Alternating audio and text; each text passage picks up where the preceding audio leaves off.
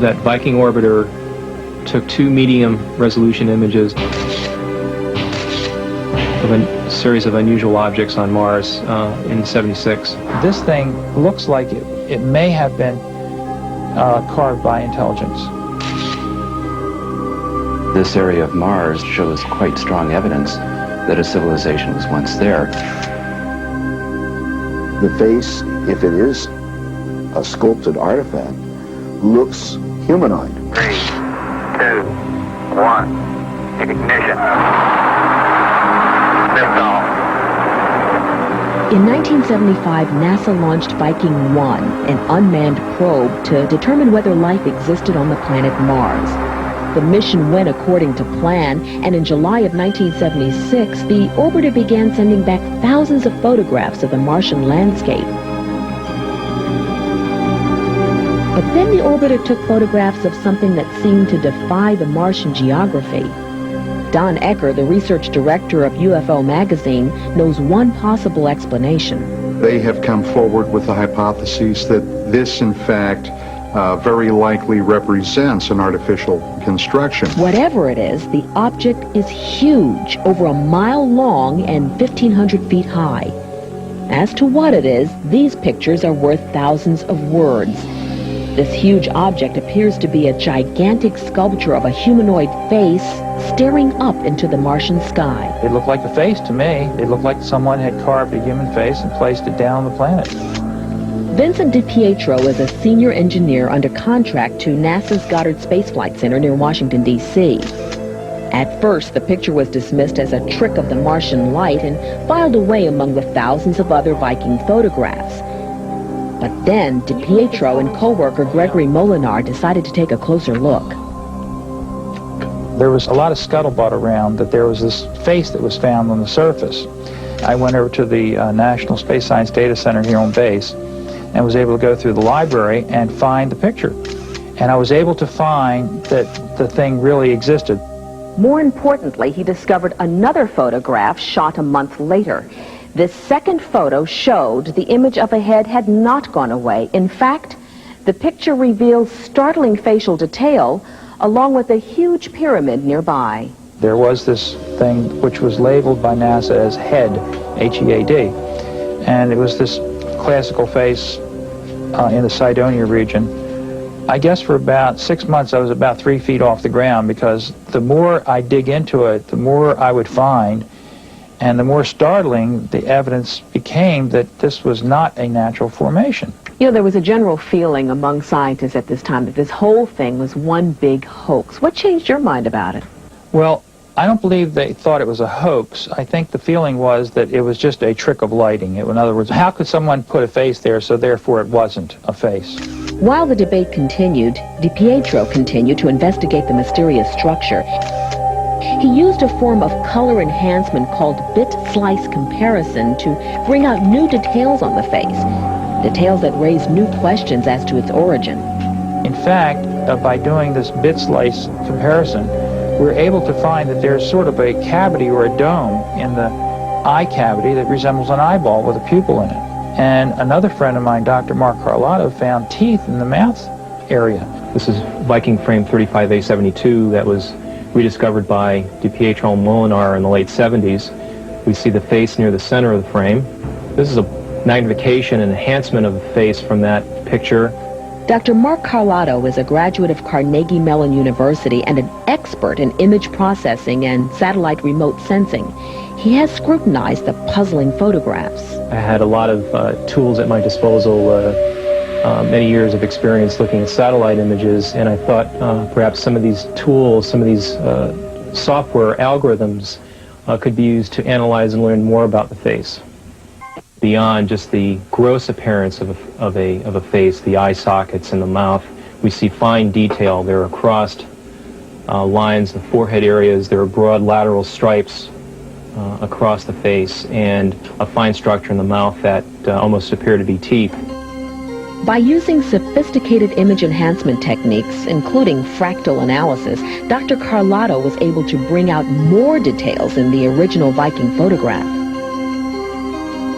The basis of these algorithms is a type of object or mathematical structure known as a fractal. In other words, when you look at it at different scales or resolutions, it looks the same in some sense. When Dr. Carlotto's enhancement technique is applied to the original images, what was just a blurry image becomes a three-dimensional image of a face, a pyramid, and a fortress. Now, when we step back, we see the face is not an isolated formation. We see a collection here to the southwest that has been termed the city. We step further back, there are still more unusual objects in relative close proximity. And then to the south, a formation that appears to be a five-sided pyramid called the D&M pyramid. It's been thought of by some people to be five-sided. I believe it to be four-sided, with the fourth side being totally devastated and broken into pieces. This appears to have been either wind-blown or carved by intelligence. Despite the photographic evidence presented, NASA insists that the objects are natural and the images were created by tricks of lighting. In fact, there are 10 images over the area. It could not be a quirk of light because it would have just gone away. It would have been a quirk and disappeared. And instead of disappearing, we found more detail.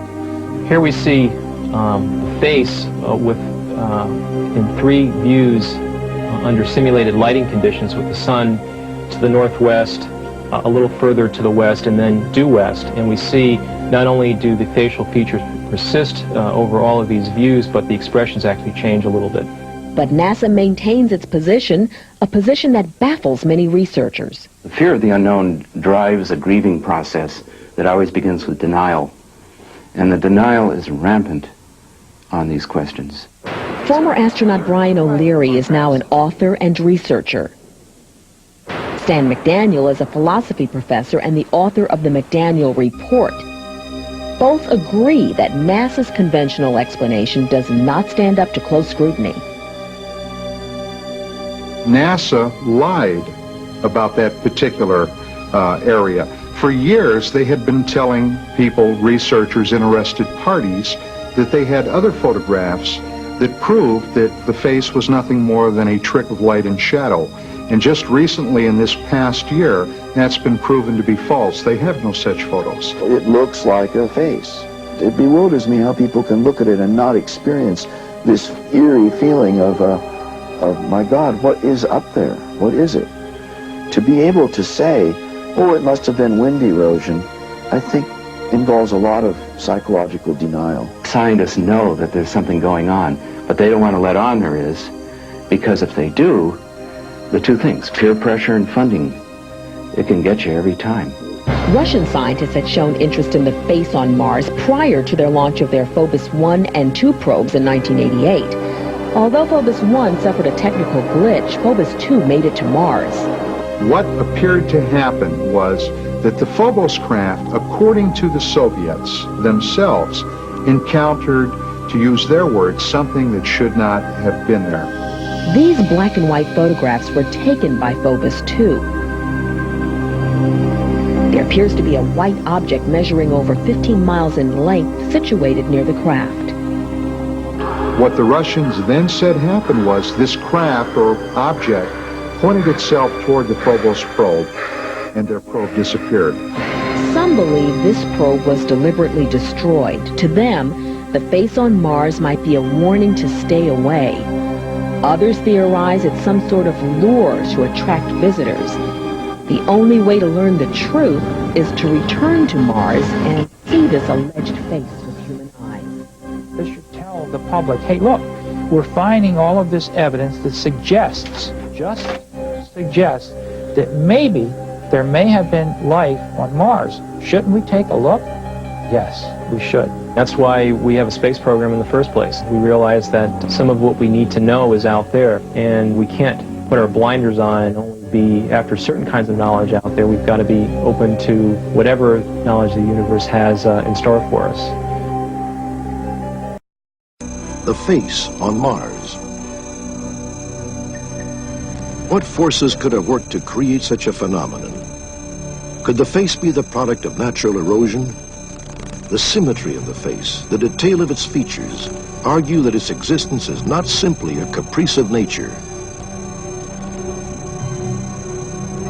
2 years after the Viking mission, 2 computer engineers under contract to NASA noticed the face in a journal and began to dig through the original Viking photographs. I did not think that it was really there because it looked too perfect like a face. I went to the National Space Science Data Center, and after doing a search, I found the picture right there in front of me and labeled head, and it was a picture of the face in Cydonia. So there was no mistaking that NASA had identified this picture as resembling the human form of a face. Using a sophisticated computer technique to analyze the photographs, DiPietro and his partner Gregory Molinar put the face under minute scrutiny. After doing our enhancing techniques, we were able to bring out details that were much greater than the raw pictures that we had. Within the eye cavity of the feature, there appeared to be what looks like an eyeball. Geologist Michael Carr, the leader of the Viking orbiter photographic team, believes that the face is merely an accident of nature. I have found other pictures that look like other natural or unnatural things. There's a particularly amusing one of Kermit the Frog. It just looks like Kermit the Frog. And I can't myself place any scientific value to that any more than I can the face on Mars. It's just one of those oddities of nature, just as you see clouds assume certain shapes, Spanish galleons and so forth. Interestingly, DiPietro and Molinar found a second photograph, taken at a different time, which seemed to verify that the face looked exactly the same, regardless of the light or the camera angle. After searching the files, we found that there was a picture made 35 days later, and not only did it confirm that the object was still there, but there was more detail to be seen. I was very impressed because they had gone to the trouble of finding 2 photographs of the face, not just one. And I remember particularly being impressed by the fact that they appeared to have found what looked like an eyeball. You can see a dark depression in the middle of the eye socket on both pictures, clearly visible. And I remember thinking, well, if one finds something that looks like a carved face and one finds what looks like pyramids, then someone should look into it further. Another computer scientist working independently used a different technique of photographic enhancement based on shadow depth. He found a detail in his copy of the Viking photos that the others had missed. Teeth. In addition to finding details on the first face, DiPietro and Molinar also found another face-like formation on Mars, thousands of miles away from the first face on the other side of the planet. His measurements were extremely similar to the Cydonia face. Well, I just think it's a natural oddity. It's probably a combination of geologic factors. Mars is such an exciting place. It has so many really intriguing science problems. It's frustrating to see people focusing on this one peculiar rock on the whole planet. I believe that we have raised an issue and that the scientific community should be compelled to look at this thing and say it is or it is not. We're merely saying, take a look at it. It certainly warrants investigation.